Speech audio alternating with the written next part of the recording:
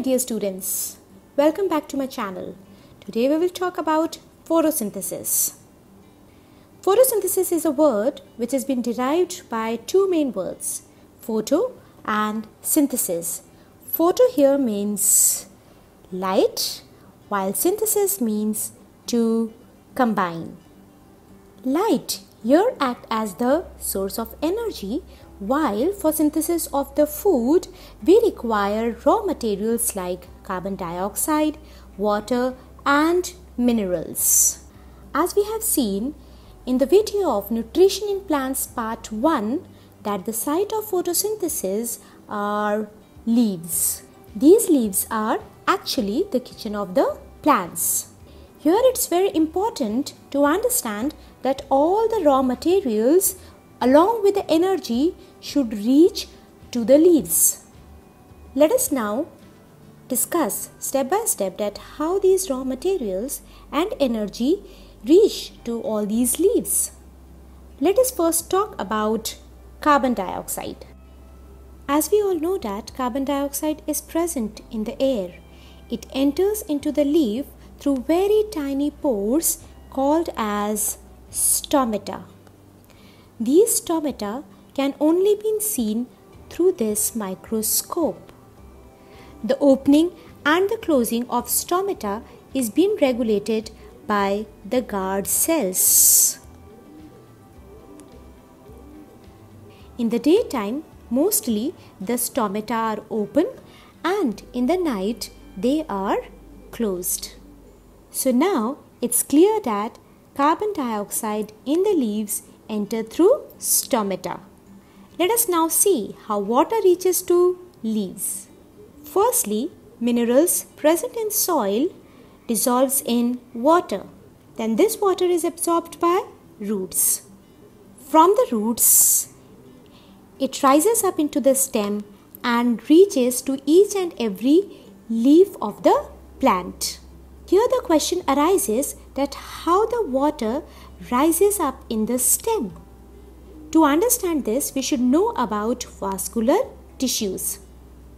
There are two types of vascular tissues. The first one is xylem and second the phloem. Xylem is responsible for the conduction of water from the roots to the stem and from the stem to each and every leaf, while phloem is responsible for the conduction of food, that is the photosynthesis product, to each and every part of the plant. Here it's very important to understand that the water in the xylem rises up because of the suction force created by the process of transpiration.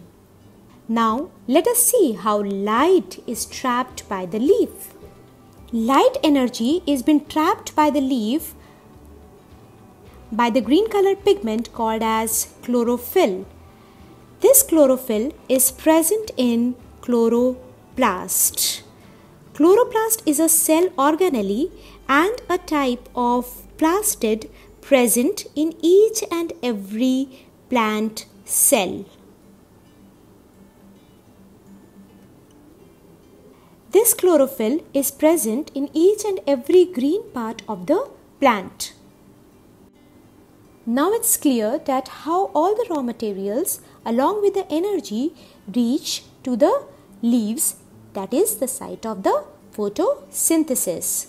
How the carbon dioxide reached? The carbon dioxide entered into the leaves through stomata, while the water and minerals were absorbed by roots.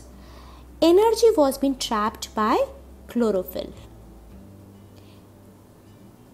We can elaborate our concept by the following diagram. In this diagram, it can be easily seen how water and minerals are absorbed by the roots and rises in the stem via the vascular tissue called as xylem. Through xylem, it reaches to each and every leaf. Then how carbon dioxide enters into the stomata through stomatal opening and how the chlorophyll traps the sun's light. Once all these materials get into the leaves start the process of photosynthesis. Further, we can understand this concept with the help of the reaction. In the reaction of photosynthesis, we can see clearly how carbon dioxide reacts with water in the presence of chlorophyll, which traps the light energy and produces the food called as glucose along with the oxygen, which is actually the byproduct. Byproduct here is waste at this time. While if I talk about glucose, glucose is the main food produced by the leaves in this process. Glucose actually is the simplest form of carbohydrates, which are the source of energy for all the living beings. Now further, we can easily define the process of photosynthesis. Photosynthesis is the process by which plants synthesize carbohydrates. Here I could have used the word food, but deliberately I have used the word carbohydrates. To be more specific, you can use the word glucose. So now we can modify our definition, that is, photosynthesis is the process by which plants synthesize glucose in the presence of sunlight using carbon dioxide, water and minerals. Don't forget that oxygen is the byproduct. I hope now the process of photosynthesis is quite clear to you all. Thank you for watching this video.